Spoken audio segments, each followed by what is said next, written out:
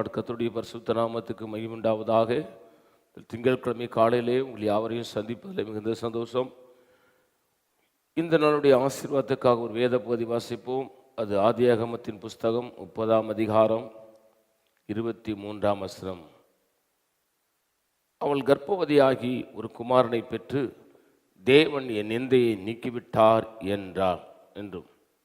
கவனிங்க, இங்கே யாக்கோபுக்கு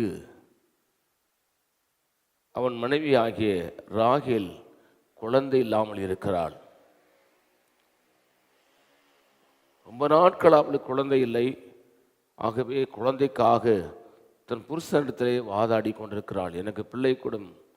அப்பொழுது அவன் யாக்கோபு சொல்ல, நான் தேவனா உனக்கு பிள்ளையை கொடுப்பதற்கு என்று சொல்லுகிறான். கர்த்தரளவா உன் கற்பத்தை அடைத்து வைத்திருக்கிறார், நான் என்ன செய்வேன் என்று சொல்லுகிறான். அருமை தேவ பிள்ளைகளே, கர்த்தர் 22ஆம் வசனம் சொல்லுது, தேவன் ராகேலை நினைத்தருளினார், அவளுக்கு தேவன் செவி கொடுத்து அவள் கர்ப்பம் தரிக்கும்படி செய்தார். அவள் கர்ப்பவதியாகி ஒரு குமாரனை பெற்று தேவன் நிந்தையை நீக்கிவிட்டார். ஆண்டவர் அவனுக்கு பிள்ளை தருவதாக வாக்கு கொடுக்கிறார். ராகேலை நினைத்தருளினார். அருமை தேவ ஜனமே, நம்மளை ஆசீர்வதிப்பது மனிதர்கள் அல்ல, நம்முடைய வேலைகள் அல்ல, நம்முடைய வியாபாரம் அல்ல, நம்முடைய ஆட்டு மந்தைகள் மாட்டு மந்தைகள் அல்ல, நம்முடைய உழைப்பு அல்ல.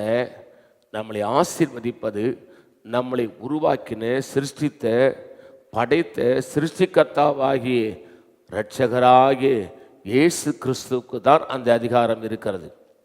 இங்கே ராகேல் பிள்ளை இல்லாமல் இருக்கிறா. ரொம்ப நாளை ஜெபம் பண்ணிக்கிட்டே இருக்கிறா, ஒன்றும் கிடைக்கல.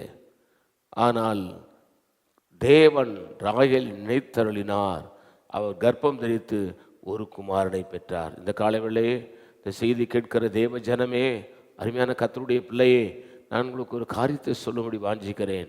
என்னவென்று சொன்னால், ஆண்டவர் உங்களை நினைத்தருள வேண்டும் என்று நீங்கள் வேண்டிக் கொள்ளுங்கள். ஆண்டவரே, என் ஜெபத்துக்கு பதில் தாரும், என் ஜெபத்துக்கு பதில் தாரும், என்னை ஆசீர்வதியும், என் பிள்ளை பாக்கியை தாரும், எனக்கு நல்ல வேலையை தாரும், நல்ல வியாபாரத்தை தாரும்.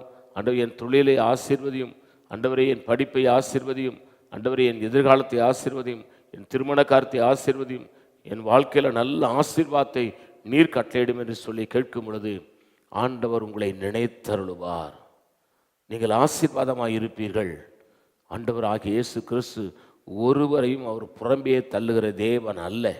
ஆகவே இந்த காலை வேளையிலே நீங்கள் இயேசுவின் திருமுகத்தை நோக்கி பார்த்து கூப்பிடுங்க, உங்கள் ஜெபத்துக்கு பதில் வரும். நான் உங்களுக்கு ஆட்சேபிக்கிறேன். பரிசுத்த பிதாவே, கர்த்தராகிய இயேசு கிறிஸ்துவின் நாமத்தில் ஜெபிக்கிறோம்.